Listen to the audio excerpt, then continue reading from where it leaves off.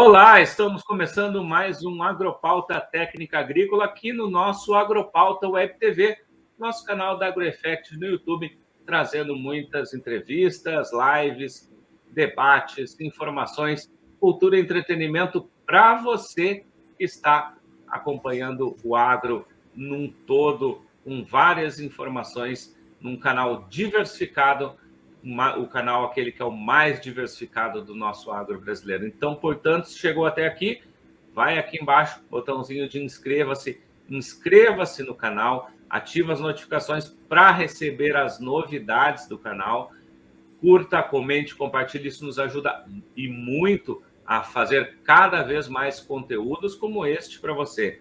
Lembre-se também de seguir a gente nas demais redes sociais da AgroEffect, onde tem todas as informações, notícias e também a programação do que está acontecendo aqui no canal.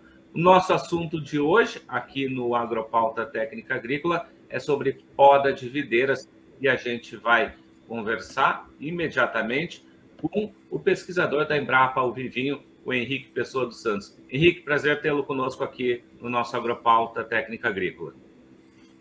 É um prazer, é meu. Bom, Henrique, esses tempos até foi feito um boletim agrometeorológico da Serra Gaúcha, aí, feito em parceria com a Secretaria da Agricultura, falando sobre isso. O que traz de recomendações importantes esse boletim? Bom, o boletim, ele, na verdade, ele destaca, né, que nós estamos passando, né, na verdade, um inverno dentro dos padrões normais, né, que a gente fala próximo da normal climática, né, da região. O que isso significa? Na verdade, é um ano, segundo os meteorologistas, é um ano neutro, né, em termos de inverno, ou seja, não tem nem influência de Laninha nem de El Niño, né, e com isso tu tens ali uma soma de precipitação, né, dentro da média, uma soma de frio, né, condições térmicas dentro da média. Bem, o que nós, nessas condições, registramos, então, até o momento, né, um bom acúmulo de horas de frio, né, e eu diria assim, um inverno bem instável, né, poucas oscilações térmicas, com dias muito quentes, intercalados, né, durante o inverno. Isso, de certo modo, favorece, né, a fruticultura de modo geral, especialmente a viticultura, né, aqui no nosso estado.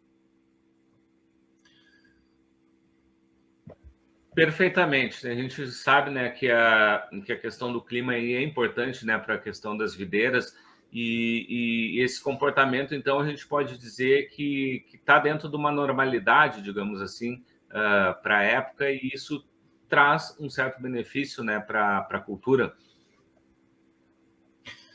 Sim, é importante destacar, até para explicar para o público em geral, né? A videira, né, ela é uma espécie de clima temperado e o seu potencial de produção ele é definido no ciclo anterior, né? É uma curiosidade nesse ponto, porque toda a folha da videira no ramo, né, que está se desenvolvendo no ciclo anterior, aonde a folha é presa, olhando o ramo da videira como se fosse o nó do ramo, né?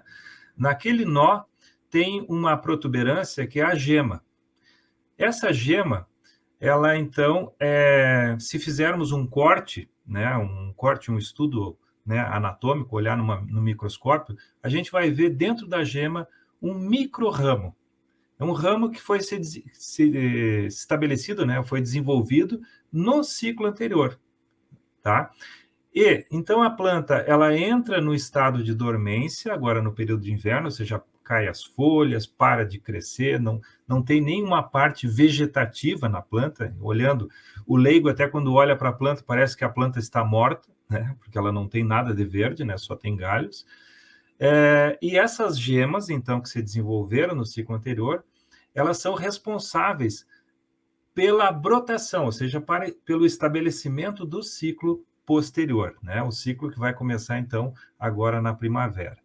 E, então, esse estado de dormência, que é definido ali no outono, ele é estabelecido pelos primeiros frios de outono, né? Então, a planta para, e interessante, por exemplo, para a videira, e outras espécies de clima temperado, né, como macieira, pessigueiro, né, entre outras, esse acúmulo de frio durante o inverno faz com que a fisiologia da planta funcione no aspecto assim para superar esse estado de dormência.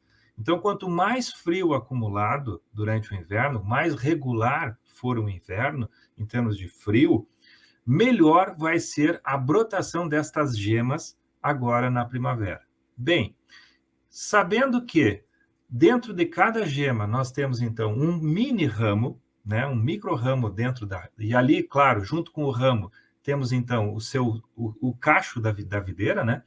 Se essa gema não brota, nós estamos comprometendo o número de ramos e o número de cachos que essa planta vai ter. Então, quanto mais pleno for a brotação, mais potencial de produção a videira vai ter. Então, se o inverno está regular em termos de horas de frio e está muito bem em acúmulo de frio, tá? Só para registrar, até o momento, hoje, 19 de agosto, nós já somamos 348 horas de frio. Bem, comparado isso com a normal climática, até o momento, nós estamos em torno de 11% acima da média. É um inverno muito bom. Então, com isso, a videira recebendo esse frio e na média, tá? Até para esclarecer o que isso significa, a videira, por exemplo, tem cultivares precoces, como o Chardonnay, ela tem exigência de 150 horas de frio. Então, se nós já temos 348 horas de frio, ela já atendeu a sua demanda de frio plenamente. O que estaria faltando, então, para ela brotar? Calor, né? E agora nós estamos, nessa semana, tendo já um período, já em torno de 6 dias, com temperaturas mais quentes, tá? Ou seja, não teve tanto frio. E isso vai estimular a brotação. Tendo, então, uma brotação plena, nós vamos, então, garantir, claro, um potencial de produção. É importante, potencial de produção, né? Porque ainda temos o florescimento, temos também algumas previsões, né, de ondas de frio ainda por acontecer, né, a final de agosto, pelos meteorologistas. Então, isso é um risco que pode afetar esse potencial de produção. Bom, a gente viu aí nessa questão da incidência do frio a importância dele, né? A gente sabe que há alguns anos, muitas vezes, ele não tem essas horas de frio suficientes. Nesses casos, o que ocorre, o que acontece, como é que fica esse comportamento da planta? Quando o frio não é pleno, né, tu tens vamos simular uma situação, assim, que, como eu te dei um exemplo, né, de 150 da Chardonnay, mas eu vou te dar um exemplo, por exemplo, da Cabernet Sauvignon. Ela tem uma exigência de 390 horas de frio, tá? Nós já estamos em 380. Então, para a Cabernet, ainda não recebeu totalmente as horas de frio. Claro que vou imaginar que se o ano fosse mais baixo ainda, então em torno de 200 horas de frio, a brotação não vai ser plena. Algumas gemas, principalmente as gemas mais apicais, aquelas gemas mais desenvolvidas, depende muito da história da formação, né, da posição que essa gema está na planta, ela sai na frente. Então, quando tu tem uma irregularidade de brotação, ou seja, algumas gemas brotam antes de outras, estas gemas que brotam primeiro, elas inibem a brotação das demais. É um efeito que a planta apresenta, isso é um comportamento fisiológico. Bem, tendo essa irregularidade de brotação, já de cara impacta em termos de número de ramos, né, e número de cachos por planta. Então, impacta no potencial de produção que essa planta vai ter. Claro, isso é uma condição que, se o produtor não fizesse nada, existe hoje alternativas, né, manejo que pode ser aplicado, por exemplo, produtos que podem ser aplicados para estimular uma brotação mais uniforme. Neste ano, como nós já estamos tendo um bom somatório de frio, não é o caso. Na verdade, já nessa questão de manejo de brotação, eu diria que esse ano não seria necessário, talvez para as mais tardias, né?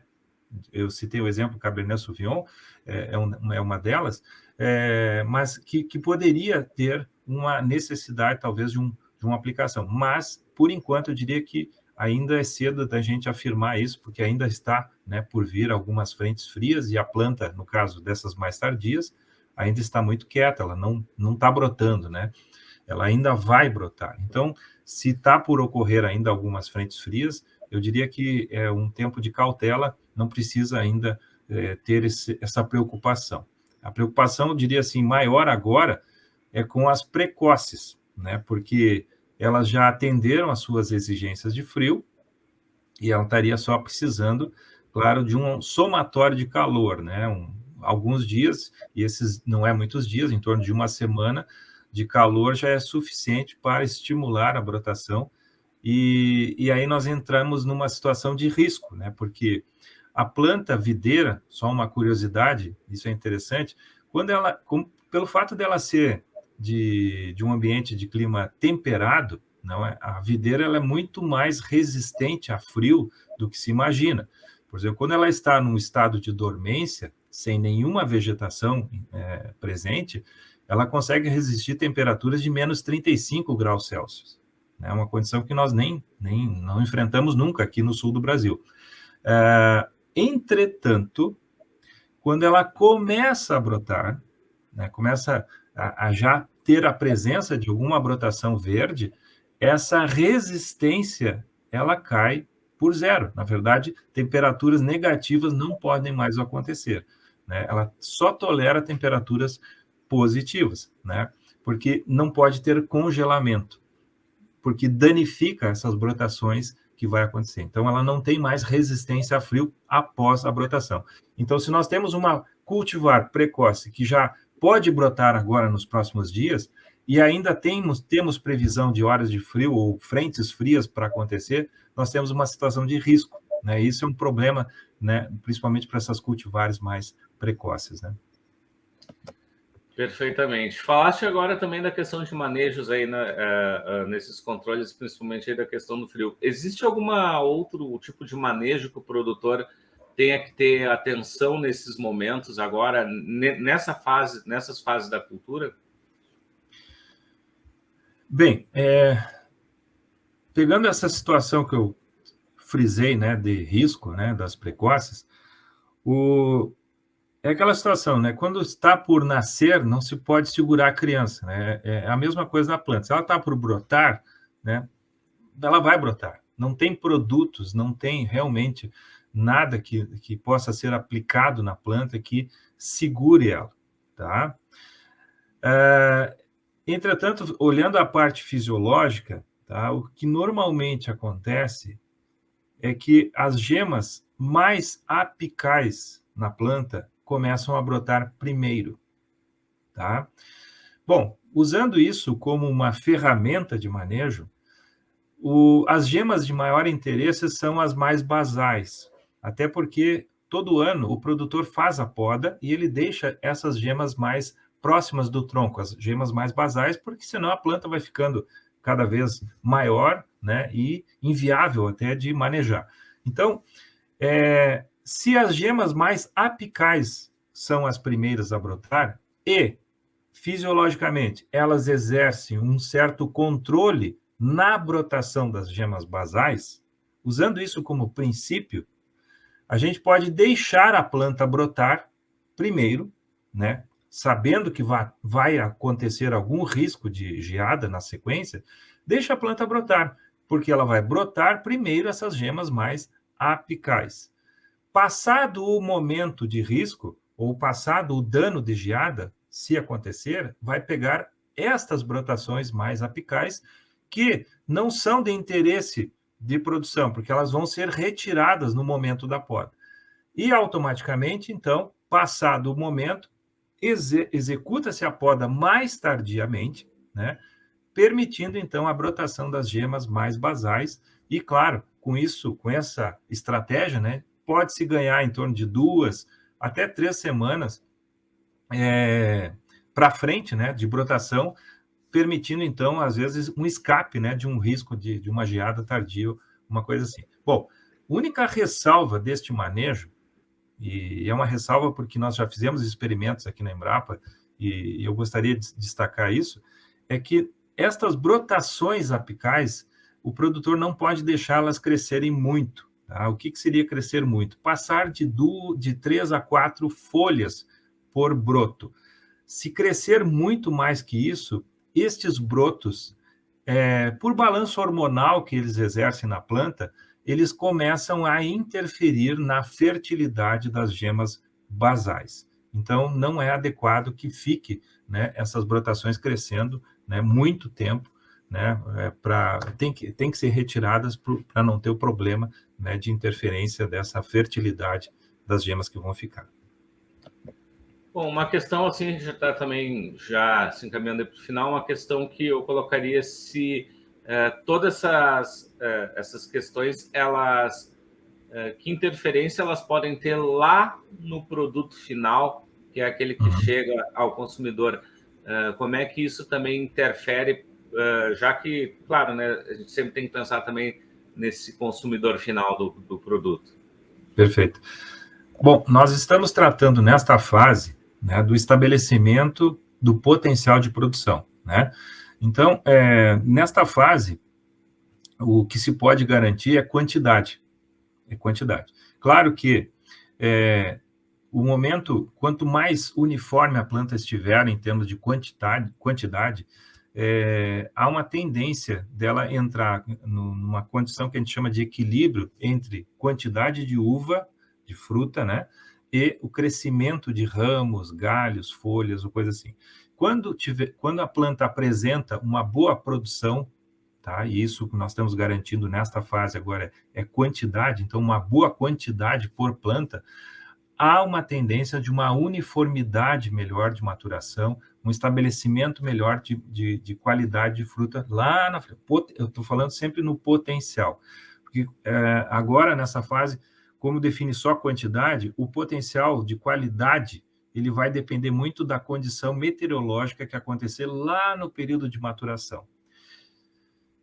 Entretanto, claro, se às vezes antecipando alguma semana ou atrasando uma semana, pode às vezes escapar de uma coincidência de uma chuva lá no período de colheita, né, ou alguma interferência nesse sentido de doença, né, que pode acontecer lá no final da planta, do ciclo, né? Então, muito ainda é cedo da gente falar em termos de impacto quantitativo. Pode ter influência, sim, tá? Mas também pode ter influência até no custo, né? No custo aí falando do produtor, o quanto ele vai receber, porque pode ter um impacto grande em quantidade que vai impactar em termos de preço da fruta, entendeu? Em termos de comercialização dessa fruta, e claro que vai impactar também no preço final do produto, né? Bom, então, algumas influências sempre acontecem, mas eu ressalvo que nesta fase agora, estamos tratando principalmente no aspecto quantitativo de fruta, de uva, tá? A qualidade depende ainda de uma condição meteorológica que acontece lá em janeiro, entre os meses de janeiro e fevereiro, principalmente aqui na região sul do Brasil.